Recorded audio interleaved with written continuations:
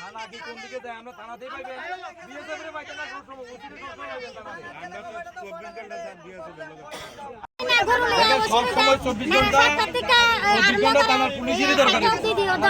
আমি কইতাছি এখানে কথা কোন কেউ কথা এখানে টাকা নাই এখানে থানা ওসি কথা দিব কারা আটকে রাখে আরো সহজে লেগে কইতাছি কইলা আজকে বিকালে কোন জায়গাতে এটা কোন জায়গাতে এখন আপনারা পথ অবরোধ করছেন আমরা গরু না আনার লাগে আমরা যাইতে অসুবিধা দিলা লাগতে আনতারি না গাছ আনতারি না তাহলে আমরা কি করতে বিরস্তি আমরা করতে পারি না গেট বন্ধ করে দিয়ে রাখে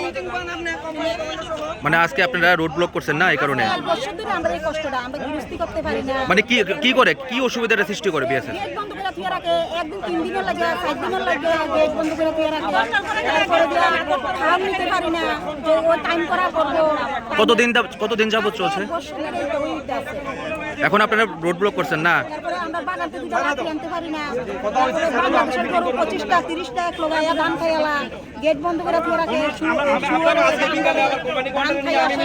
সবজি খাইয়া শেষ করেলা বাংলাদেশের তারা নেয়গা আমরা যাইতে পারি না এই কারণে আপনারা রোড ব্লক করছেন না আমাদের অসুবিধার কারণে দাবি হইছে কি সেটা কোম্পানি কমান্ডেটাই দিব বলে আমরা যেই মাটি আছে ধানের ক্ষেত সবজি ক্ষেত এটি সরকার নেগা মিলেগা আমরা কোনো অসুবিধা নাই আমরা ন্যায্য মূল্য দিয়ে দেব কতদিন যাবত হইতেছে এই সমস্যাটা এক সাল ধরে হইতে 1 বছর ধরে না 1 বছর ধরে এখানে চেরমা থেকে অবরোধটি উঠেছে মূলত কি কারণে তারা অবরোধ করেছিল কিছু না হঠাৎ করে অ্যাকচুয়ালি আমাদের নলেজে নেই আজকে একটা নমিনেশন বিজেপি এবং মথার দুটো পার্টির নমিনেশন দেখছেন আমরা গাড়ি যাচ্ছে হঠাৎ করে ওরা রাস্তা ব্লক করেছে এই কারণে যে বিএসএফ কাটাতারের বাইরে তাদের জমি জমা আছে ইন্ডিয়ান লোকদের যেতে দিচ্ছে না তাদের অভিযোগ তাদের গরু বাছুর ঘাস কোনো কিছু আনতে পারছে না তার ধরুন তারা আজকে তৃতীয় রোডে বসেছে আমি ওদেরকে বুঝিয়েছি যে আমরা বিএসএফ এবং গ্রামবাসীকে নিয়ে মিটিং করবো থানাতে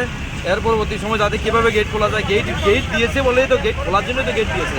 এবং ওইদিকে ইন্ডিয়ার প্রচুর জমি আছে ওরা যাবে আমরা মিটিং করব ওরা আমাদের কথা মেনেছে এবং এখন কতক্ষণ চলেছে স্যার অবরোধ 20 থেকে 25 মিনিট উঠিয়ে দিয়েছেন না